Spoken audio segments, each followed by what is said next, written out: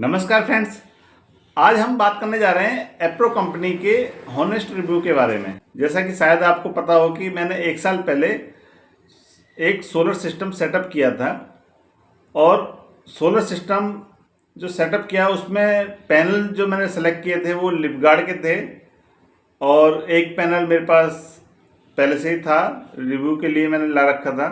बाकी मैंने एक इन्वर्टर एप्रो का कंपनी का लिया था, जो कि एप्रो कंपनी का काफ़ी नाम सुना था कि इन्वर्टर अच्छा है और ज़्यादा उस पर पैनल लगा सकते हैं। तो एप्रो कंपनी का मैंने 3200 VA का इन्वर्टर ख़रीदा था, ताकि मैं अपने इस सोलर सिस्टम पर बेशक पैनल मेरे कम है लेकिन मैं लोड ज़्यादा चला पाऊँ, मतलब कि वन टाइम में आप लोड चला पाएँ। तो उसके लिए आपको इन्वर्टर ज़्यादा VA का आपको लेना पड़ता है। एप्रो कंपनी के 3200 VA के इन्वर्टर पर मैं समर चला लेता हूँ, AC चला लेता हूँ और बाकी अपने घर का पूरा लोड तो चलता ही है। क्योंकि जो ये हाई लोड है, ज़्यादा पावर कंजम्पशन वाले लोड हैं, AC हो गया, समरसेबल हो गया, ये हाई पावर कंजम्पशन के लोड हैं। तो वन टाइम में ही चलाना पड़ता है कि वन टाइम में या तो आप AC चलाएंगे या फिर आप समरसेबल चलाएंगे, तो आराम से चलाता है। मैं आज आपको बताने जा रहा हूँ कि इस इन्वर्टर के साथ में मुझे क्या परेशानी हुई और क्या अब मुझे बेनिफिट है, ये सारी चीज़ें मैं इस वीडियो में बताऊंगा। अगर आपको वीडियो अच्छी लगे, यूजफुल हो, तो वीडियो को लाइक जरूर करें, चैनल सब्सक्राइब करें और शेयर करें। चलिए फ्रेंड्स, वीडियो को यहाँ पर स्टार्ट करते हैं। जैसा कि मैंने बताया कि इन्वर्टर मैंने करीब मई में ख़रीदा था, मई 2024 में, और अभी जो मैं वीडियो शूट कर रहा हूँ वो अगस्त में शूट हो रही है वीडियो, 10 तारीख में। तो यहाँ पर 1 सवा साल का जो मेरा एक्सपीरियंस है वो मैं यहाँ पर शेयर करूँगा कि जो मैंने इन्वर्टर ख़रीदा था, इन्वर्टर सब कुछ सही चल रहा था, सब कुछ अच्छा चल रहा था, लेकिन मेरे इन्वर्टर में प्रॉब्लम आ गई करीब 2 या 3 महीने बाद। 2-3 महीने बाद वो चार्जिंग करनी बंद कर दी उसने। चार्जिंग करनी बंद करने के बाद में ना तो वो लाइट से चार्ज हो रहा और ना ही सोलर से चार्ज हो रहा। तो ये चार्जिंग बिल्कुल बंद कर दी और पावर सप्लाई जो मेन से आ रही थी वही पावर सप्लाई हम यूज कर पा रहे थे। तो कस्टमर केयर के नाम पर एक नंबर था, जैसे ही आप कॉल करेंगे तो आपके मोबाइल पर एक लिंक आ जाएगा और उस लिंक पर जाकर आपको कंप्लेंट दर्ज करनी है, कंप्लेंट रजिस्टर करनी है। ऐसा नहीं कि आप फ़ोन पर बात कर सकें कस्टमर केयर से और अपनी प्रॉब्लम बता सकें। अब यहाँ पर प्रॉब्लम क्या आती है, अगर आपको थोड़ा बहुत आइडिया है मोबाइल फ़ोन चलाने का या फिर कंप्लेंट रजिस्टर करने का है, मतलब इस तरह की थोड़ी सी आप चीज़ें कर लेते हैं तो हो सकता है कि आप कर लें। लेकिन मैं उनके लिए बहुत सोचने का विषय है कि जिसको पता ही नहीं है, नॉलेज ही नहीं है इन सब चीज़ों की, और वो नहीं करना चाहते, ये सब चीज़ें कैसे करेंगे, क्या है, उनके लिए बहुत बड़ी समस्या है। तो यहाँ पर मैंने कंप्लेंट रजिस्टर्ड भी कर ली। रजिस्टर करने के बाद में कोई रेस्पॉन्स नहीं आ रहा, कोई बात नहीं हो रही किसी से, ना कोई रेस्पॉन्स है, ना कोई कंप्लेंट। सबसे बड़ी चीज़ है कि उस उनकी वेबसाइट पर जाने के बाद में कंप्लेंट रजिस्टर्ड भी नहीं हो पा रही है। वो रजिस्टर्ड बार बार एरर दिखा रहा है। अब उस एरर को कैसे सॉर्ट आउट करें पता ही नहीं है, क्योंकि हम बात ही नहीं कर पा रहे किसी से। तो मतलब जो कॉन्टैक्ट है वो कॉन्टैक्ट बिल्कुल ख़त्म है एप्रो कंपनी के कस्टमर केयर से। अगर आप बात नहीं कर सकते, कुछ परेशानी आ रही है तो बात नहीं कर सकते, अगर जब तक आपकी कंप्लेंट रजिस्टर्ड नहीं होगी, जब तक ये मानो कि आप परेशानी से जूझते रहेंगे।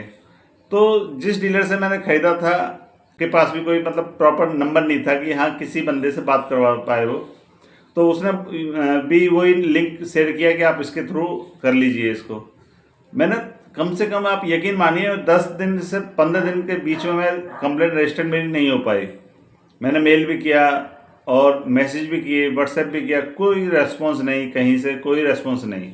मैंने तो ये सोच लिया कि किसी अच्छी कंपनी का ही आप इन्वर्टर खरीदें ताकि आपको सर्विस मिल पाए, क्योंकि अच्छी कंपनी का होगा तो आपको जैसे ही कॉल करेंगे तुरंत रेस्पॉन्स मिलेगा और आपको सर्विस वहाँ पर मिलेगी। अब 18-20 हज़ार रुपये खर्च करने के बाद भी अगर आपको सर्विस ना मिले तो मुझे लगता नहीं कि वो ठीक है। तो यहाँ पर सबसे बड़ी प्रॉब्लम नेगेटिविटी इनकी ये है कि ये डायरेक्ट आप बात नहीं कर सकते जब तक कंप्लेंट रजिस्टर्ड नहीं होगी, जब तक काम नहीं स्टार्ट होगा। अब कंप्लेंट रजिस्टर्ड होने के बाद में इनका कॉल आता है सर्विस इंजीनियर का कि आपका कहाँ पर क्या एड्रेस है, कैसे कैसे आना है। ये सारी चीज़ें करने के बाद फिर सर्विस इंजीनियर इनके 2-3 दिन बाद आए, 2 दिन बाद, और आने के बाद में ये इन्होंने रिपेयर किया, मतलब कि जो पैनल था वो पैनल को ही चेंज कर दिया उन्होंने बताया मुझे। और करने के बाद में करीब 1 साल हो गया। उसके बाद फिर एक दूसरी प्रॉब्लम आ गई कि वो रेड उसमें बिलिंग होती रहती थी। फिर मैंने दोबारा उनको कॉल किया, सर्विस इंजीनियर का नंबर था मेरे पास, कि इस तरह से प्रॉब्लम फिर आ रही है उसमें, इस तरह की मतलब नई प्रॉब्लम आ रही है। तो अब वो सर्विस इंजीनियर ने बोला कि भाई आप दोबारा से रजिस्टर कीजिए। दोबारा रजिस्टर करने लगा तो फिर वही सेम प्रॉब्लम आने लगी। तो फिर मतलब कुल मिला के 1 दिन के बाद में वो रजिस्टर्ड होगी। मैंने करीब रात के 12-1 बजे ट्राई किया था कि हो सकता है कि सर्वर इनका ज़्यादा हैंग रहता हो, इसलिए रात के 12-1 बजे किया तो वो सर्विस रजिस्टर्ड वहाँ पर होगी। अब उसके अगले दिन उनका फ़ोन आया और वो फिर करने के लिए आए, रिपेयर करने के लिए आए दोबारा से। तो कुल मिला के रिपेयर करने के बाद में वो जब से मतलब 1 साल होने वाली है तब से और अब तक अभी तक तो मुझे कोई प्रॉब्लम इसमें आई नहीं है। और अभी एप्रो कंपनी का ये इन्वर्टर 3200 VA का मैंने ये इन्वर्टर खरीदा था, और 3200 VA का इन्वर्टर अभी मतलब ठीक ठाक काम कर रहा है।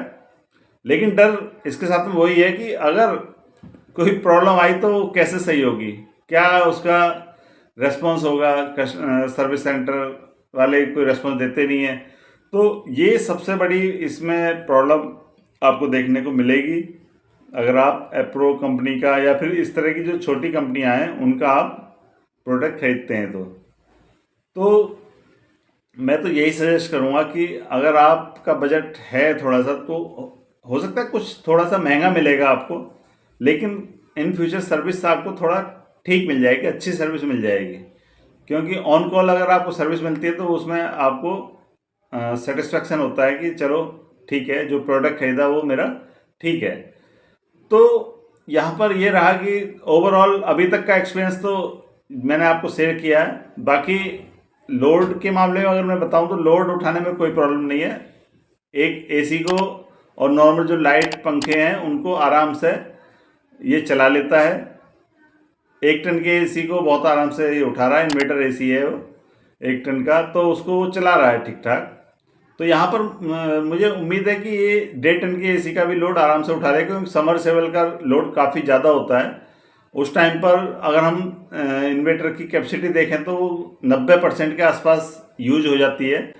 मतलब कि इन्वर्टर की 90% कैपेसिटी के साथ में इन्वर्टर चलता है, तो वो चलाता है तब समरसेबल चलता है। अब इसी इन्वर्टर पर मैं क्या क्या लोड डालता हूँ, जैसे कि पूरे घर का लोड चलता ही है, और दिन में जैसे कि सर्दियों में या मौसम जब ठंडा रहता है तो उस टाइम पे एसी वगैरह नहीं चलते, तो इंडक्शन हम यूज करते हैं उस टाइम पर, ताकि हमारी गैस भी सेव हो सके। तो हम इंडक्शन भी यूज करते हैं। इंडक्शन यूज करने से हमारे करीब 3 से 4 महीने के आसपास तक सिलेंडर आराम से चल जाता है, गैस सिलेंडर एलपीजी का। तो यहाँ पर ये आप देखेंगे कि सिलेंडर का भी खर्चा बच रहा है और प्लस इलेक्ट्रिसिटी का तो खर्चा बच ही रहा है। एक वीडियो में जल्दी बनाने वाला हूँ कि आप से जो मैंने सोलर सिस्टम लगाया है तब से और अब तक का मंथली बिल कितना आ रहा है। फिर आपको कुछ हेल्प मिली होगी, अगर हेल्प मिली हो, कुछ यूजफुल हो तो वीडियो लाइक करें, चैनल सब्सक्राइब करें और शेयर करें।